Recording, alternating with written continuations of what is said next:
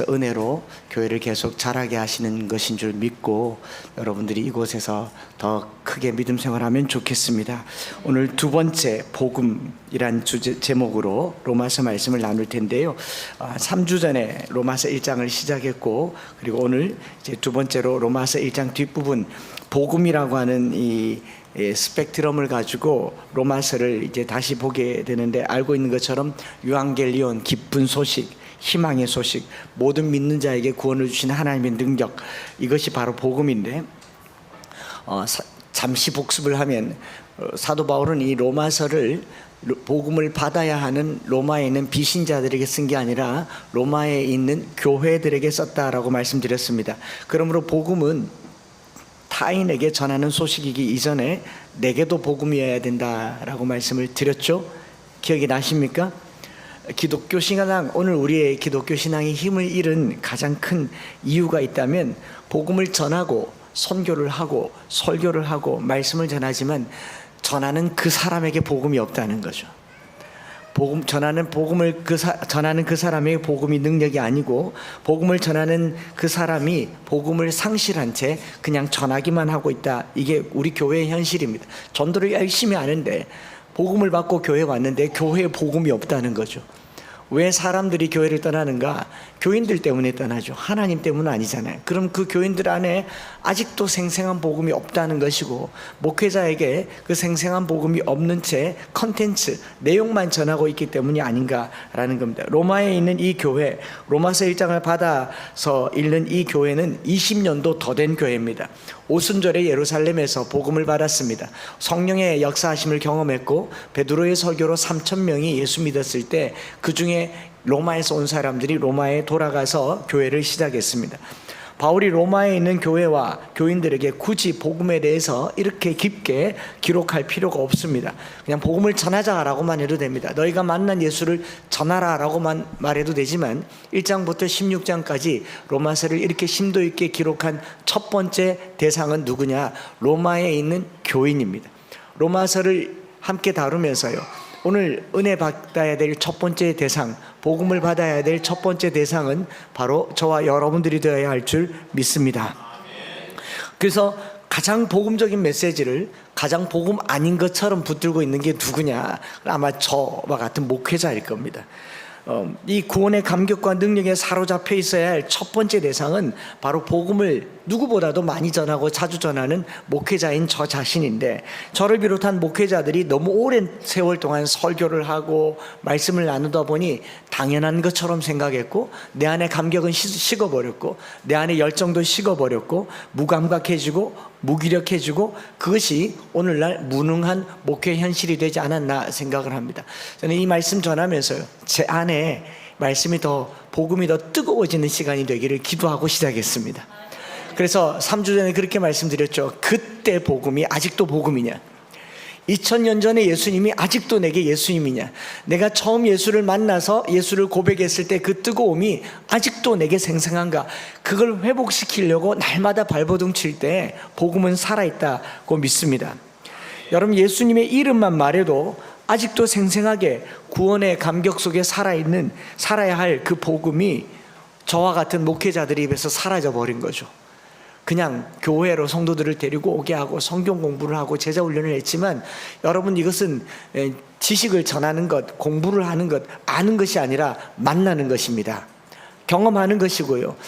부모님이 자식을 어떻게 잘 키우는가, 그 책에서 배웠습니까? 키우니까 그 해보는 사람만 할 수 있는 거 아니겠어요? 그래서 내가 들어야 할 복음을 비신자들에게 전하기 이전에 내가 먼저 복음을 듣기를 원합니다. 내가 먼저 복음으로 똘똘 뭉쳐지기를 원합니다. 내 안에 복음으로 강력하게 자리 잡은 것이 바로 복음이고, 내가 생생하지 않으면 누구에게도 생생하게 전할 수 없는 것이 복음입니다. 그래서 저와 여러분들이 로마서를 시작하면서 가졌던 그 처음 마음, 아직도 생생한가? 아직도 내게 감격인가? 그 감격 있는 사람이 빚진 자로 사는 겁니다. 그 감격을 누린 사람, 나 같은 사람이 예수를 믿었다는 것이 뜨겁게 매일같이 다가오는 사람이 복음을 전하는 겁니다. 복음 증거는 교인의 숫자를 늘리거나 교세를 확장시키는 것이 목적이 아닙니다. 복음은 내게 뜨거운 그것을 남에게도 전하는 빚진 마음으로 전하는 것이죠. 제가 말씀 준비하면서 지난 주중에 휴가를 보내면서 니제이 굽타라고 하는 교수님의 이 책을 한 권을 사서 읽기 시작했습니다. 기독교 로마를 뒤흔든 낯선 종교라고 하는 책입니다. 로마를 뒤흔든 낯선 종교. 책 제목도 좀 신선하지 않습니까? 2000년 전에 기독교, 바울이 로마에 이 편지를 썼을 때 예수 믿는 사람들은요, 로마에서 그렇게 획기적이고 아주 신선한 종교가 아니었습니다. 1세기 로마에 종교가 수도 없이 많았고 신도 수도 없이 많았습니다. 1세기 로마를 변화시키는 그 사회에 기독교인이 된다라고 하는 것이 어떤 의미인가?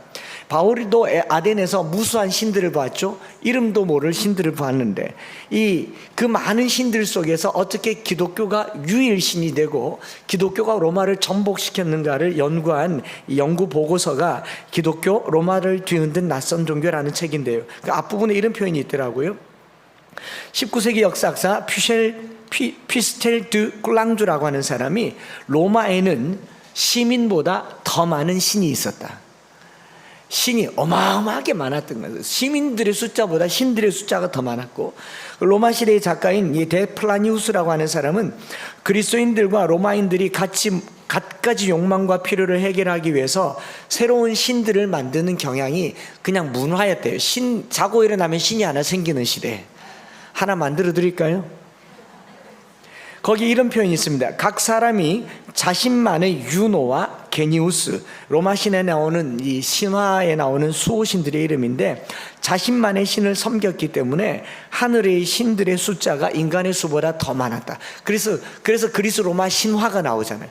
신을 만들기 위해서 신이 사람과 잠을 자서 태어난 또 반신 반인이 나오고 온갖 잡신이 나오고, 그게 로마의 문화였습니다. 그들 속에 예수 그리스도 하나님은요, 그냥 그 많은 신들 중에 하나였고, 메이저도 아니었고 마이너였어요.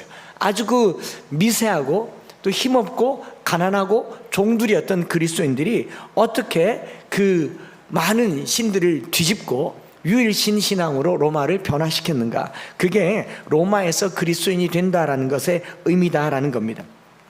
로마 사람들에게 그리스도인들은요, 그냥 아무것도 아니었어요. 그냥 요즘으로 말하면 찌질이, 듣보잡, 듣도 보도 못한 그런 종교 생활을 하는 사람들이었습니다. 그런데 그런 로마 교회가 사도 바울이 보낸 이 한 통의 편지, 복음을 받아들였고 복음을 알았고 복음의 능력, 모든 믿는 사람에게 구원을 주시는 그 하나님의 능력을 경험했을 때 로마가 어떻게 됩니까? 1세기 그리스도인들이 그 사람들 숫자보다 더 많은 우상들을 다 버리고 신화를 만들어버리고 참신 하나님의 신으로 로마를 전복시켰다라는 것이 이 책의 주제였고요. 제일 앞에 표지에 이런 내용이 있습니다. 이상하고 위험하고 매력적인 1세기 그리스도인들을 만나다. 저는 이 표제어가 제 마음을 끌어당겼습니다. 무슨 말이냐면요, 저와 여러분들이 로마서를 함께 다루는 동안요, 우리가 믿는 예수님, 우리가 신앙생활하는 이 신앙생활이요, 주변 사람들에게 이상하고 위험하고 매력적인 종교가 되기를 축복합니다. 사람들이 미쳤다 소리를 들을 만큼 예수 믿으셔야 합니다. 그동안 너무 오랜 세월 동안 우리 한국 기독교회가 일상을 강조하고 일상 속에서 젖어드는 걸 강조하면서 표 안 나게 복음을 전한다라고 하는데, 여러분, 죄가 관영한 세상에서 표 안 나게 예수 믿는다는 게 가능합니까? 비슷하게 술 마시고 비슷하게 살면서 복음을 전한다고 내가 거기 빠져들지 않는 게 기적이죠. 여러분, 복음은요, 그들의 삶을 전복시키는 능력입니다. 그냥 어설프게 다가가서 예수님 좋으니까 그냥 한번 나와보세요, 나오다 보면 천국 갑니다, 그런 천국은 없습니다. 복음은 사람을 전복시키는 능력이에요. 그 능력을 경험하지 않고서 그냥 일상 속으로 젖어 들어가서, 제가 요즘 잘 모르는 표현이고 전문적이지 않아서 그렇지만 미션 그런 얼이 다 있어요. 복음은 그들의 삶을요, 변혁적으로 만들어서 더 이상 이대로 살지 않겠다, 이 살아오는 방향으로 살지 않겠다라고 하는 것을 뒤집어내는 능력이에요. 블렌딩을 하고 트렌드를 분석해서 그들이 접근하기 좋은 교회로 만들겠다, 그런 교회는 세상에 없을 겁니다. 여러분, 주님께서 나를 따르라고 얘기했을 때요, 다 들고 오라고 하지 않으셨어요. 다 버리고 오라고 하셨지. 그렇기 때문에 복음이 가지고 있는 위험성은요, 이상하고 위험하고 그러나 매력적이었어요. 그게 1세기에 로마의 무수한 신들을 버리고 주를 참 구주로 고백하게 되는 하나의 시작이었다라는 겁니다. 저는 이게 복음의 능력인 줄 믿습니다. 이 능력에 관심을 갖게 됐습니다. 사람을 어떻게 드라마틱하게 바꿀 수 있는가.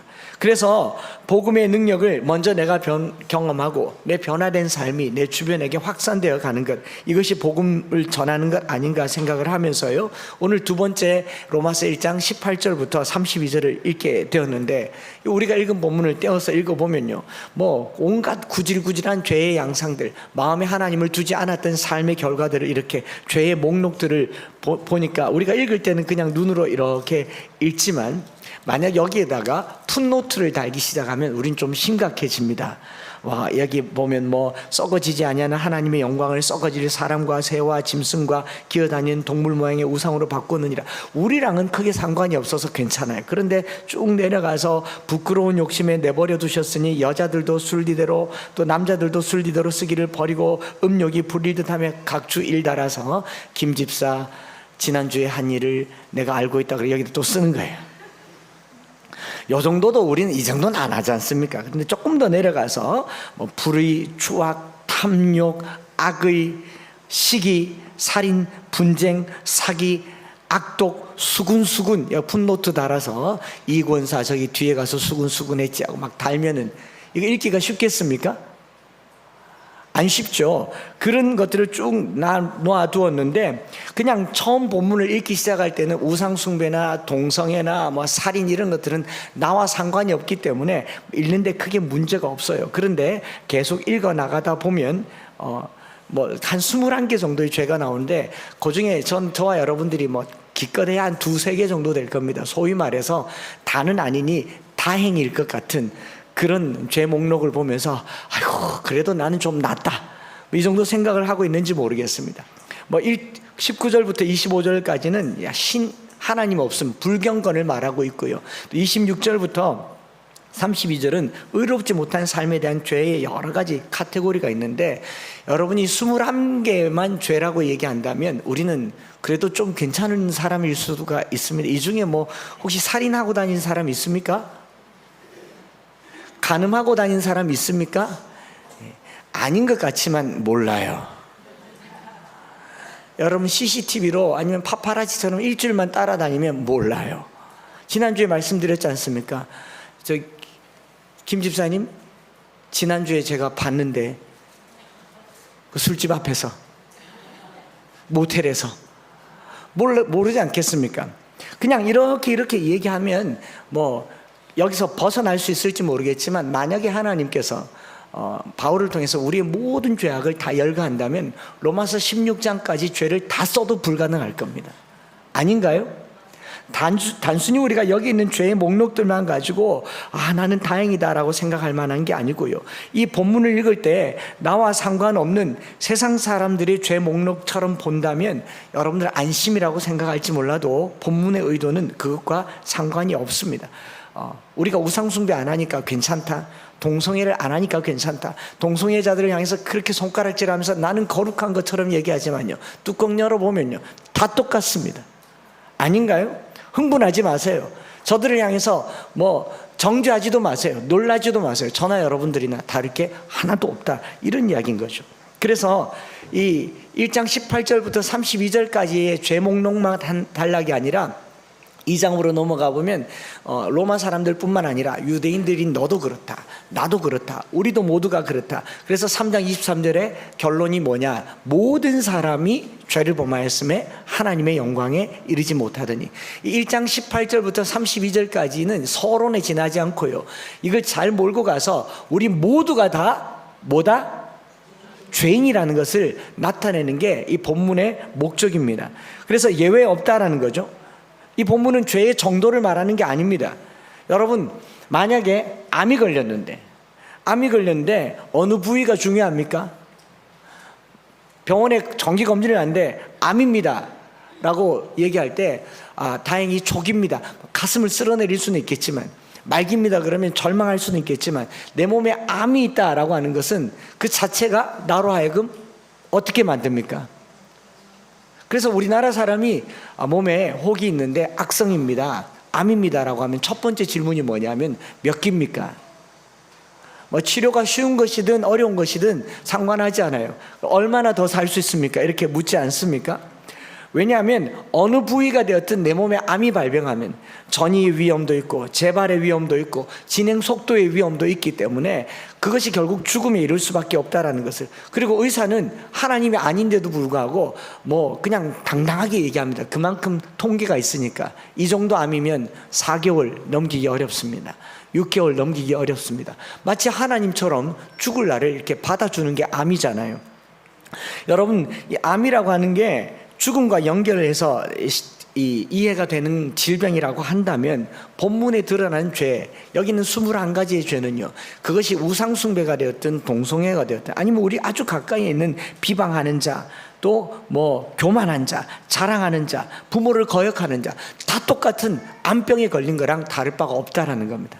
결론은 로마서 6장 23절에 죄의 삭은 사망이라는 거죠. 사망에 이른다라고 하는 것이 여기 있는 목록이지 죄의 정도를 두고 하는 말이 아니라는 거예요. 저나 여러분들이 세상 사람들보다는 좀 나아요.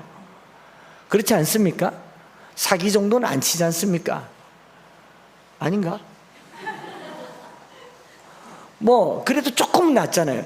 그게 우리의 구원을 보장할 거라고 착각하지 마시라는 겁니다. 여러분, 우상숭배와 동성애가 먼저 있다고 해서 내가 좀 구원에 가깝다라고 착각하지 마세요. 나는 괜찮겠지, 나는 예외일 거야, 뭐 나는 우리 부모님이 기도를 많이 해서 나는 모태신앙이기 때문에 나는 몇 대 동안 신앙을 생활을 했고, 나는 성경을 많이 암송하니까, 나는 새벽 기도를 하니까, 나는 물질 생활을 꼬박꼬박 하니까, 그게 무엇이 되었든지 간에 하나님이 없다라는 것이 내게 판명되는 순간 저와 여러분들은 죽은 목숨입니다. 그걸 얘기하고 있는 거예요.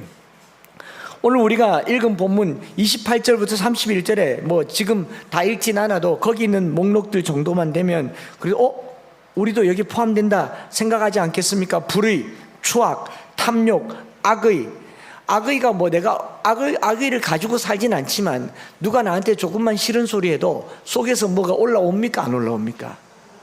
내가 운전을 잘하고 있는데 빵! 그러면 막 내 속에서 뭐가 빵! 하고 올라오잖아요. 얼굴이 막 불그락해지면서 내보고 한 게 아닌데도 막 올라오지 않겠어요? 내 안에 악독이 얼마나 많은가는 조금만 경험해 보면 됩니다. 오늘 점심 먹을 때 앞사람 막 디스 한번 해보십시오. 그러면 그 말을 듣고 내 안에 악의가 안 올라오는가? 아닙니까? 막 좋은 말로 얘기하는, 되게 혈색이 좋네요, 건강하네요, 빵빵하네요. 그런 말 듣고 제가 요즘 몸이 건강합니다, 식욕이 좋고 소화가 잘 됩니다, 그러고 말하겠어요? 딱 보면 지는 다 숨기고 와놓고 코르셋 입어놓고 악의가 안 올라온다고 생각하지 마세요. 또 뭐 시기, 살인, 우리가 뭐 칼로 사람 죽입니까? 말로 사람 죽이지. 분쟁, 사기, 악독, 수군수군, 비방, 뭐 능욕, 교만, 자랑, 부모를 거역하는 거, 우매한 자, 배약하는 자, 무정한 자, 무자비한 자, 왜 우리에게 없겠어요? 우상숭배와 이게 다를 바 없다고 한다면 저와 여러분들은 다 죽은 모습입니다. 사도 바울이 살던 이 시대에 우상의 숫자가 시민의 숫자보다 더 많았고요.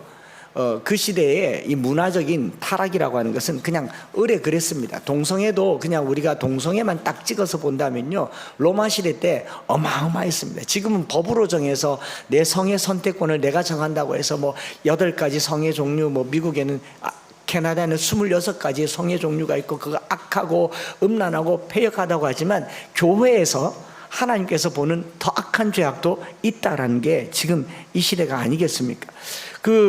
제가 자료를 이렇게 보니까 로마 시대 때는요, 동성애라고 하는 게 따로 있는 게 아니고 그냥 내키는 대로 눈 맞으면 그냥 남성이든 여성이든 짐승이든 간에 내 안에 성적인 욕구가 일어나면 그냥 막 해대던 시대였어요. 법의 보장을 받고 안 받고가 아니고 힘 있으면 누구라도 그냥 잡아다가 내 성적인 희생물로 삼을 수 있던 시대가 로마 시대였습니다. 지금은 법이 보장해 주잖아요. 여러분, 법보다 더 무서운 게 문화입니다. 신들이 많았던 문화 속에서, 성적으로 타락했던 문화 속에서 사람을 죽여도 힘 있는 사람으로부터 죽임당하는 것을 별로 억울할 뿐이지 복수해야 되겠다고 할 그 힘도 없는 문화 속에서 살아갈 때는요, 그게 죄가 아닌 거죠. 죄가 문화와 결합할 때 죄는 더 이상 죄가 아닙니다. 로마 시대가 그랬어요. 죄를 짓는 사람도, 죄를 조성하는 사람도, 죄를 여기지 않던 시대, 그런 것들을 즐비하게 늘어놓고 있는 겁니다. 여러분, 이런 죄가 많은 세상 속에 살면요, 영이 썩어집니다. 죄를 많이 얘기하면요, 좀 덜 지은 죄는 괜찮은 것 같지만 그 속에서 영이 막 썩어져요. 제가 지난 이제 그 휴가 기간에 자면서 꿈을 꿨는데, 제 아내가 무슨 설교를 그렇게 밤새 하냐, 막 설교를 했대요. 그러고 나서는 찬양팀하고 안 맞았는지 막 잔잔잔잔 그랬대요. 그래, 반주를 잘 안 맞았는데, 그러고 나서 내가 무슨 설교를 꿨길래 해서 그 다음날은 좀 잠을, 심장도 빨리 뛰는 길에 잠을 이제 선잠을 자면서 머릿속에 설교한 거를 이렇게 복기를 해봤는데, 제 머릿속에 이 단어가 또 오르더라고요. 뇌가 썩듯이 죄도 영을 썩게 한다. 그래서 얼른 일어나서 썼어요. 오늘날 젊은 사람들이 보는 숏폼 있지 않습니까? 1분짜리 영상, 30초짜리 영상을 계속 보면 뇌가 어떻게 된다고요? 썩는다고 그래요. 브레인 라트라고 하는데, 뇌가 썩는데, 왜냐하면 많은 정보들이 쏟아부어지기 때문에 뇌가 그걸 학습할 시간 없이 끝나면 또 딴 게 연결돼서 계속 나오니까 뇌가 무감각하게 계속 그걸 받아들이면서 어떤 정보를 저장하기보다 패싱을 한대요. 그걸 썩는다라고 얘기합니다. 죄가 많은 세상에 살면요, 내가 죄를 지으면서도 내가 죄인이 아닌 것처럼 착각하는 영혼의 썩음 현상이 바로 우리 안에 있다는 겁니다. 저나 여러분들의 영혼이 썩어가고 있다는 거죠. 저 밖에 있는 사람들을 하는 말 아닙니다. 로마에 있는 교인들에게 쓴 말이에요. 다르게 말하면 20년이 된 이 로마 교회 안에 우상 숭배가 20년 된 로마 교회 안에 동성애가 있었고, 그것이 너무 만연했기 때문에 의례 그렇다고 생각했다는 거죠. 젊은이들이 하는 무슨 쇼 프로에 그 유럽에 있는 한 자매가 나와서 그렇게 이렇게 이야기하는 걸 지나가면서 봤어요. 유럽에서는 사귀기 전에 잠부터 자본다면서요. 너무 당연하니까 그걸 죄로 여기지 않는 거예요. 지금 이 시대의 젊은이들도 제가 이렇게 얘기하면 그게 왜? 그게 어때서? 죄가 죄로 여기지지 않는 걸 이걸 썩음이라고 얘기하는 거죠. 뇌 썩음 현상이 나타나고 나는 것처럼 영도 썩는 현상이 나타나는 게 오늘 이 시대 우리의 이야기. 그렇기 때문에 저나 여러분들이 어디에 반응하느냐? 심각한 죄에 반응하는 거죠. 동성애와 같은 죄에 반응하지 거짓말에 반응 안 하지 않습니까? 아닌가요? 우상 숭배에 반응하지 내 안에 미워하는 마음에 반응하지 않아요. 아닌가요? 살인에 반응하지 내 입에서 독한 말이 나오는 것에 반응하지 않아요. 영이 썩어가고 있다는 거죠. 오늘 저와 여러분들이요, 주님의 십자가의 보혈 앞에서 영이 부들부들해지기를 바랍니다. 작은 음식을 먹어도 배에서 탈이 나면 그 위는 민감한 거예요. 뭘 먹어도 탈나지 않으면요, 계속 먹게 되지 않습니까?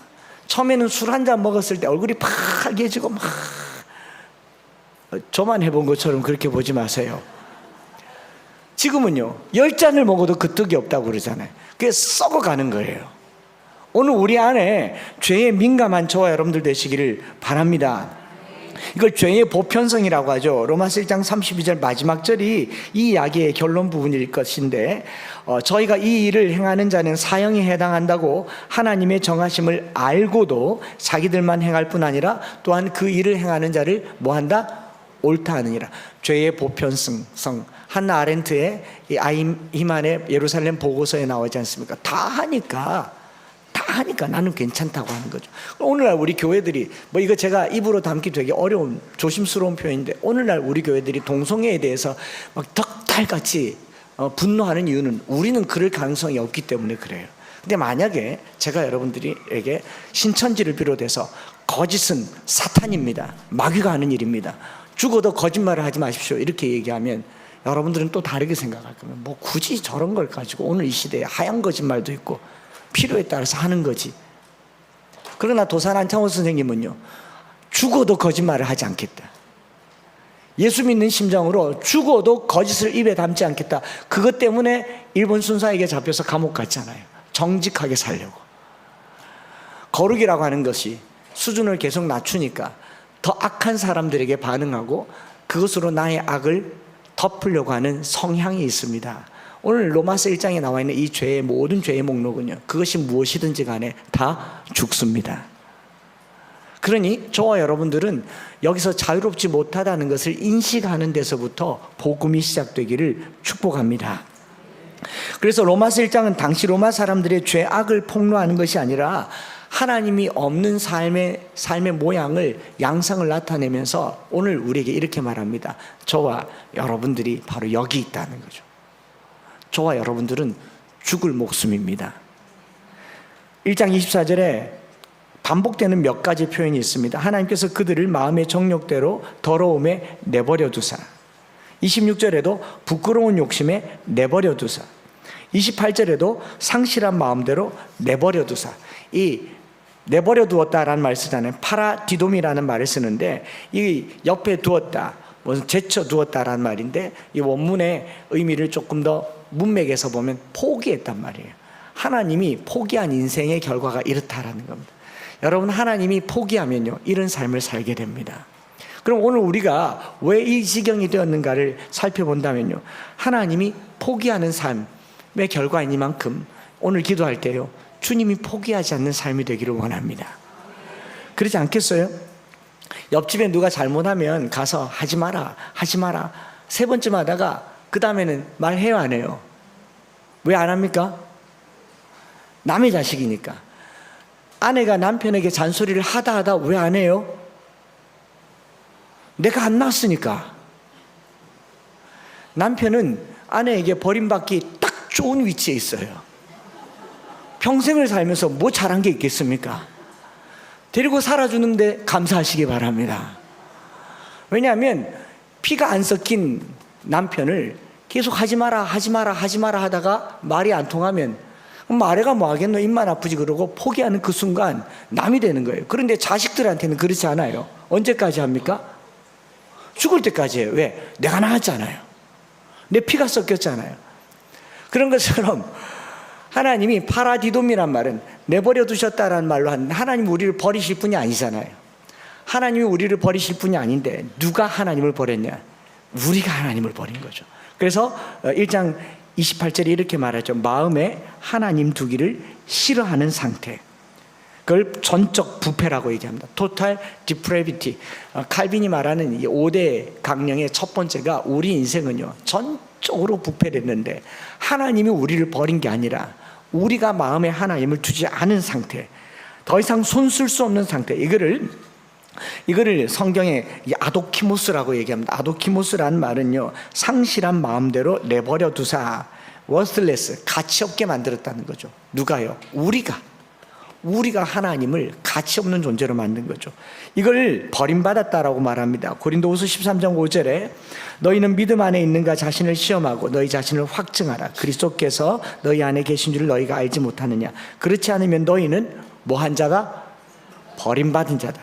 또 9장 27절에도 고린도전서 이렇게 말합니다.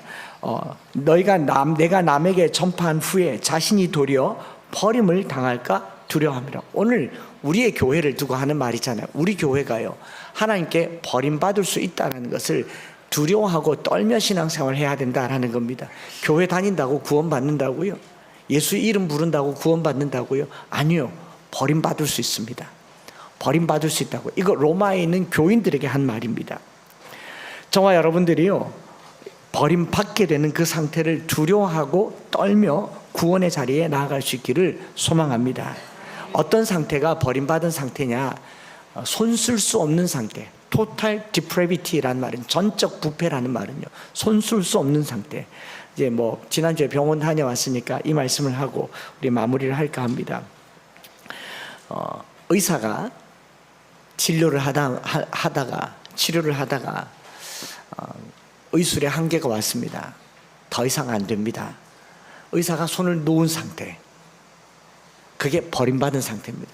하나님이 우리를 의도적으로 버리지 않아요. 근데 하나님도 손쓸 수 없는 상태가 어떤 상태냐? 마음에 하나님 두기를 꺼려하는 상태를 두고 말하는 겁니다. 예수 그리스도를 통해서 구원의 길을 열어주셨지만 그 구원의 기회를 내가 붙잡지 않는 상태를 손쓸 수 없는 상태라고 얘기를 하는 거죠. 의사 선생님이 저희로서는 손쓸 방법이 없습니다. 뭐 다른 병원에 가보세요. 큰 병원에 가보세요. 큰 병원에 갔는데 현대의술로는 안 됩니다. 요게 버림받은 상태입니다. 오늘 말씀을 듣는 저와 여러분들이요, 혹여라도 하나님으로부터 버림받았다라는 말은 하나님이 우리를 버렸다라는 말이 아니라 내 마음에 하나님 두기를 꺼려하는 상태를 버림받은 상태라는 것을 기억하셔야 됩니다. 그러면 어떻게 기도해야 됩니까? 내 마음에 하나님이 없구나, 내가 하나님 두기를 싫어했구나, 이대로 가면 죽겠다, 절망에 이르는 불치병이 되는 거죠. 사도 바울은 이 정도로 망가지고 부패한 인생에게 전하는 소식을 복음이라고 얘기합니다. 제가 복음이라는 주제로 말씀을 전한다고 했죠. 복음은요, 모든 믿는 자에게 구원을 주시는 하나님의 능력이지만 구원의 근거가 뭐냐? 하나님이 없는 인생에게 희망이 되는 메시지가 복음입니다.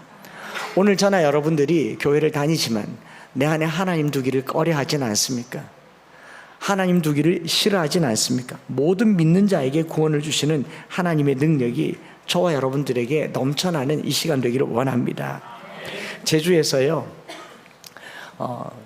심장이 갑자기 뛰니까 자고 일어났는데 아침부터 150, 160 막 뛰기 시작하니까 전에도 그런 적이 있어서 괜찮을 거라고 생각했습니다. 좀 쉬면 될 줄 알았는데 하루가 지났는데도 돌아오질 않습니다. 약을 2배로 더 먹었습니다. 혹여나 하는 마음에 이래봤자 죽기밖에 더 하겠나 하는 마음은 아니고 그래도 고치려고 그렇게 했는데 안 되었어요. 모닝 암송을 마치고 암송하시는 분들 중에 내과 의사분들도 있고 해서 2분에게 전화를 해서 지금 이 심전도가 이렇습니다 했더니 빨리 응급실로 가래요. 육지로 오기 전에 서울의 병원으로 가기 전에 제주에 있는 응급실에 가서 심장 맥박을 좀 늦춘 후에 올라오라고. 비행기 타다가 일이 일어날 수도 있고 또는 병원 가다가도 위험한 일이 있을 수 있다. 얼마나 긴장이 되겠습니까? 그래서 그 서귀포에 있는 병원을 검색을 해봤더니 종합병원이 없고, 종합병원이 있는데 심장 관련 병원도 없고 이렇게 저렇게 하다가 마음이 어떤 생각이 들었냐면요, 어느 병원에 가든지 병원에 가면 기본적으로 검사를 하잖아요. 제 차트도 없고 검사 기록지도 없고 제가 하는 말만 듣고 심전도 한 번만 하고 해줄 수 있는 게 없겠다 싶었어요. 그래서 고민을 하다가 위험을 무릅쓰고 비행기표를 바꿔서 대구에서 김포로에서 내리자마자 고대 안암병원으로 갔더니 마침 교수님이 계시더라고요. 거기는 제 모든 게 다 있지 않습니까? 2번 시술의 시술 기록지도 있고 또 전기 충격한 기록도 있고 지금의 상태, 심장의 변이, 내 심장을 직접 들여다본 교수님이 있지 않습니까? 제 상태가 썩 좋지 않았던 건 사실이지만 교수님을 딱 만나는 순간 제 마음이 어떻겠습니까? 편안해지더라고요. 제가 그때 느꼈어요. 이제 괜찮겠구나. 여러분, 주님을 만난다는 것이 이런 겁니다. 2가지 측면에서 복음이 역사를 해요. 첫째로는요, 내가 형편없이 망가졌구나. 내 인생이 비참한 인생이구나. 이대로 가면 죽을 수밖에 없구나. 그걸 느끼는 게 복음의 시작이고요. 그 다음에는요, 나를 누구보다도 잘 아시고 나를 지으시고 나를 위해서 생명을 내어주신 예수님을 만나는 게 복음이에요. 어디 가겠습니까? 제주병원에서 고치겠어요? 고대 안암병원에 병상에 누웠는데요, 수면 마취제가 들어오는데 제 마음에 이대로 잠에서 안 깨어도 저는 평안하다는 생각이 들었어요. 저는 그 의사 선생님을 믿으니까. 한 30분 지나니까 깨우더라고요. 그럼 멀쩡하게 왔어요. 그리고 또 두렵지 않아요. 제게는 병원이 있고 의사 선생님이 있으니까. 오늘 우리가 로마서 1장 말씀을 읽으면서요, 우리의 비참한 현실을 잊지 마세요. 교회 좀 다닌다고 거룩하다고 착각하지 마세요. 동성애자들을 향해서 손가락질하다고 나는 멀쩡하다고 나는 천국 갈 거라고 착각하지 마세요. 다 죽어요. 이 비참한 인생이 예수님을 만나기 전에는 다 죽어요. 하나님을 마음에 두기를 꺼려하는 인생 다 죽어요. 오늘 저와 여러분들이 나의 인생의 비참함과 진짜 의사 되신 주님을 만나는 것이, 그래서 사도 바울은 말합니다. 헬라인이나 야만인이나 지혜 있는 자나 어리석은 자에게 비친 자로다. 왜냐하면 자기는 헬라인보다 못했고, 야만인보다 지혜 있는 자, 어리석은 자보다 못했고, 또 유대인 헬라인에게 복음의 능력이 된다는 것을 알았기 때문에. 로마서 1장 19절 마지막으로 읽고요, 기도할 텐데 한번 같이 읽어보십시다. 시작. 이는 하나님을 알만한 것이 그들 속에 보임이라. 하나님이 이를 보이셨느니라. 여러분, 이 비참한 인생에 하나님을 알 때 내가 어떤 존재인지 아는 겁니다. 제가 최근에 여러 책들을 보는데, 사람을 알고 트렌드를 알고 교회의 분위기를 알고, 저도 그런 책들을 보지만, 부흥하는 교회 이런 교회, 쇠퇴하는 교회 이런 교회, 여러분 그거 알 거 없어요. 하나님을 아시기 바랍니다. 어떤 교회가 잘 되고 어떤 교회가 안 되고, 그 한 가지예요. 하나님께 집중하는 교회가 잘 되고, 예수 그리스도만이 유일한 구원이라는 것을 고백하는 교회가 잘 되고, 사람 따위는요 이미 망했어요. 저와 여러분들이 뭘 해서 구원받겠습니까? 주님 만나지 않으면, 예수를 구주로 영접하지 않으면 그게 망한 인생이에요. 좀 더 나았다고, 좀 더 선한 삶을 산다고 구원받는 게 아니에요. 다 죽습니다. 오늘도 복음의 자리로 나아갈 때요, 내 비참함에 주님 필요합니다. 내 비참함에 주님 필요합니다. 언제나 내 모습 너무나 부끄러워 무릎으로 주님 앞에 나갈 때, 나 홀로 서 있는 죽은 내 영 살리사 주님만 나를 세워 내 영 살게 하소서. 우리 이렇게 고백하면서요, 시간이 좀 갔지만, 주님, 죽을 병에 걸린 저와 여러분들이 그래서 좀 나은 삶을 산다고, 의롭다고 착각하지 마시고, 나는 주님이 필요합니다. 나는 주님이 필요합니다. 그리 고백하시면서 우리 하나님 앞에 나아가시겠습니다.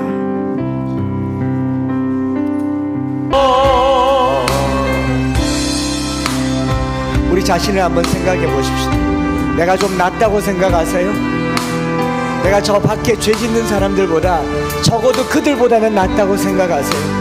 아니, 우리 다 영혼에 암 걸린 사람들처럼, 뇌가 썩어가는 것처럼 영이 썩어가고 있다는 것을 직시할 때에야 복음이 능력이 됩니다.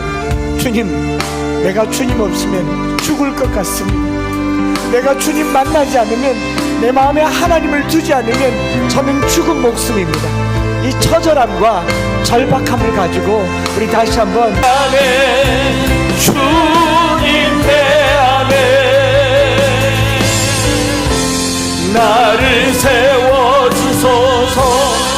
우리 시간에 주여 크게 한번 부르짖을 때요, 주님 내가 부르짖사오니 내게 오시옵소서. 주님 마음에 두기를 싫어했던 모든 삶으로부터 자유케 하여 주시고, 여러분 평온의 의사 제대로 만나도 마음이 이렇게 평온한데 우리를 살리고 고치시는 주님 내 안에 오시옵소서. 주님 마음에 두기를 원합니다. 우리 사모하는 마음으로 주여 크게 한번 부르짖고 합심해서 기도하겠습니다. 주여,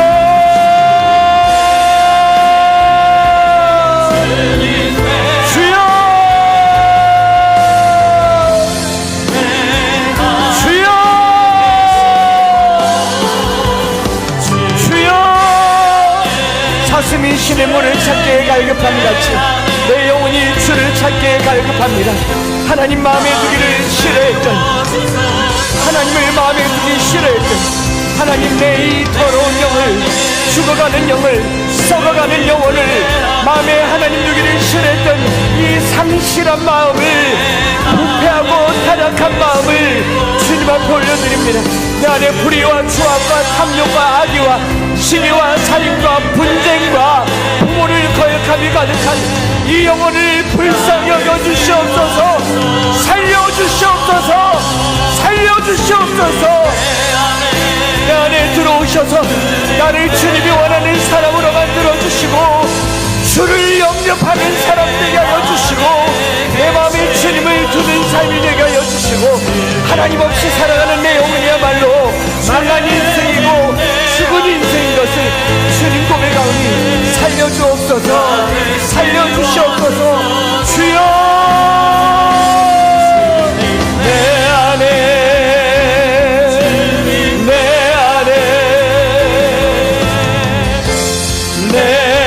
안에 계시고 주님 내 안에 주님 내 안에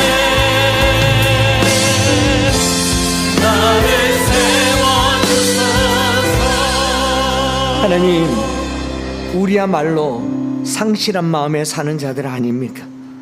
부패하고 타락하였습니다.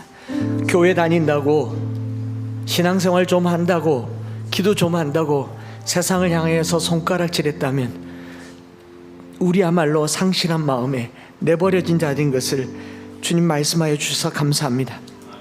하나님, 살면서 마음에 하나님 두기를 싫어하였고 그저 부모님 때문에, 습관이기 때문에, 직분이기 때문에 교회를 다녔다면 오늘 참여하는 마음으로 주님 아니고서는 살 수 없습니다. 주님만이 나에게 희망이 됩니다. 주님을 마음에 두기를 기뻐하는 한 주가 되게 하여 주시옵소서. 우리가 남들이 말한 그런 부끄러운 일을 하지 않는다고 거룩한 것처럼 착각하지 말게 하시고, 우리야말로 죽어가는 영혼이고 썩어진 영혼이고 뇌가 썩듯이 영도 썩어간다는 것을 날마다 직시하면서 그때그때마다 주님께 찾아 나와서 치료받고 고침받고 새로워지는 우리 모든 영혼들이 되게 하여 주시옵소서. 병원 가면 고침받을 줄 알고 좋은 의사 만나면 치료받을 줄 알면서 하나님 만나기를 꺼려하는 것이 우리 인생입니다. 죄를 지었은즉 주님을 찾게 하여 주시고, 죽음 앞에 두려워하는 자들마다 주님을 찾게 하여 주시고, 미래의 염려가 가득한 자들마다 주를 찾아 회복되는 이 시간 되게 하여 주시옵소서. 오늘 성찬을 대하고 또 말씀을 대하며 이 말씀이 우리에게 복음이 될 때에 주님 앞에 예물을 구별하여 드리고, 내가 이 물질보다 주를 더 사랑합니다, 이 물질 때문에 시험 들었다면 포기하고 주를 붙듭니다 고백하여 예물 드려오니 받아주시고 주를 신뢰함으로 살아가는 한 주가 되게 하여 주시옵소서.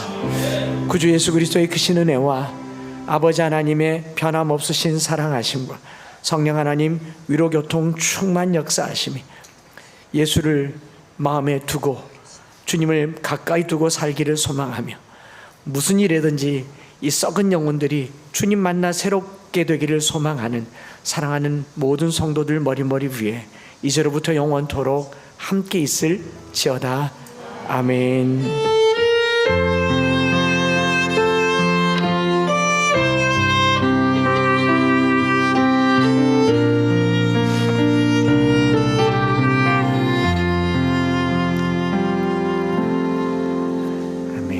하나님께 영광의 박수를 돌리겠습니다.